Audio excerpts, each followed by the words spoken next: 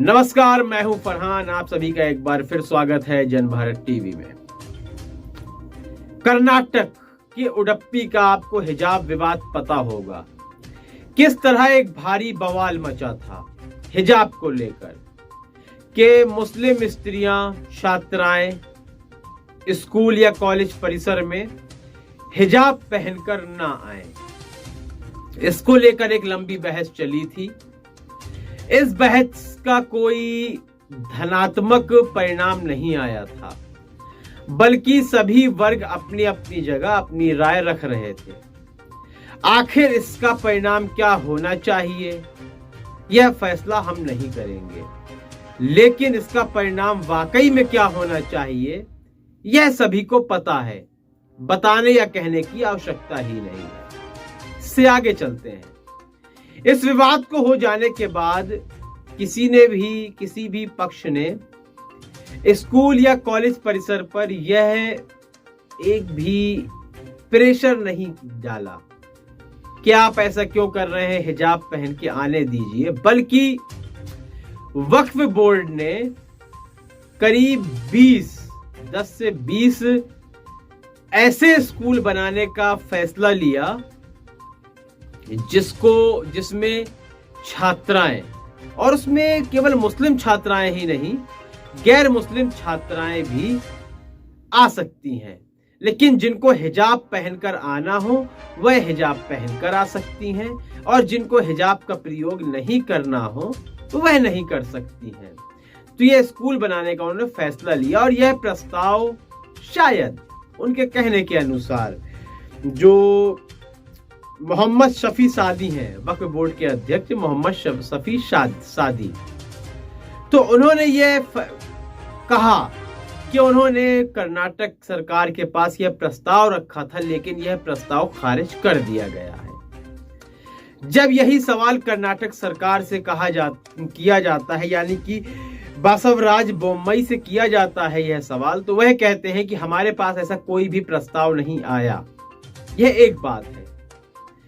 और कह रहे हैं यदि ऐसा कोई प्रस्ताव आता भी तब भी हम इसको स्वीकार नहीं करते, यानी कि प्रस्ताव आया हो या ना आया हो स्वीकार नहीं किया जाता।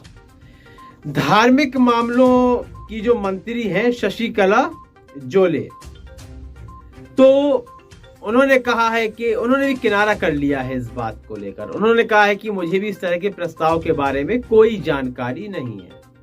यह बात यही खत्म नहीं होती, बल्कि कुछ वही गैर राजनीतिक संगठन हैं, उनका यह कहना है कि यदि इस तरह के प्रस्ताव को मंजूरी दी जाती है तो एक बहुत बड़ा आंदोलन हो सकता है कर्नाटक के भीतर। लोग सड़कों पर विरोध करने के लिए उतर आएंगे। सवाल यह नहीं है कि आखिर स्कूलों में हिजाब पहनने दिया जाना चाहिए या नहीं, बल्कि यहाँ पर संस्कृति बचाने की जो बात होती है। जब किसी रेस्टोरेंट में किसी महिला को साड़ी पहनने पर प्रवेश करने नहीं दिया जाता है, तब समस्त भारत में एक तूफान आ जाता है, आंधी आ जाती है कि हमारी संस्कृति के साथ आखिर खिलवाड़ क्यों? क्या हम वेस्टर्न संस्कृति के अनुसार ही चलेंगे?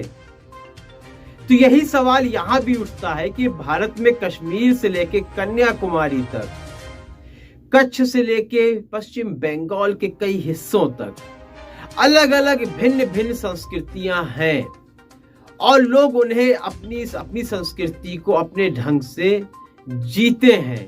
देश के किसी भी हिस्से में जाएं तो हिजाब भी एक संस्कृति का ही हिस्सा है, जिसे अंग ढकने को लेकर माना जाता है।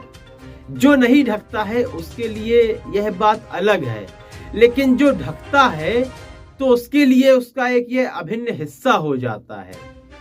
तो क्या यहाँ पर यह भारत की संस्कृति नहीं है? यह सवाल बार बार उठकर सामने आता रहेगा। क्या हिजाब का विरोध केवल इन्हीं कारणों को लेकर होगा कि अधिकतर मुस्लिम लड़कियां ही उसका प्रयोग करती हैं, इसलिए हिजाब का विरोध किया जाएगा? क्या एक देश के भीतर यह परिस्थितियां आ जाएंगी कि एक वर्ग को अलग स्कूल खोलने की आवश्यकता होगी? कितना अलग है टू नेशन थ्योरी से यह मामला। एक बार धर्म को लेकर देश अलग हुआ था, आज धर्म को लेकर स्कूल और कॉलेजेस अलग हो रहे हैं। बहुत ही सोचनीय मुद्दा है यह, क्योंकि यह बात यहीं खत्म नहीं होगी। जिस तरह से साड़ी पहनकर भीतर नहीं जाने दिया था रेस्टोरेंट के एक महिला को, बल्कि यह बातें और भी आगे बढ़ेंगी आने वाले समय में। लेकिन इस संबंध में आपकी क्या राय है, आपके क्या विचार हैं, वही महत्वपूर्ण है। तो इसलिए कमेंट सेक्शन में अपनी राय और अपने विचार अवश्य दें। कार्यक्रम पसंद आ रहा है तो इसे लाइक करें, ज्यादा से ज्यादा शेयर करें और चैनल को सब्सक्राइब अवश्य कर दें। तब तक के लिए इजाजत दीजिए, धन्यवाद।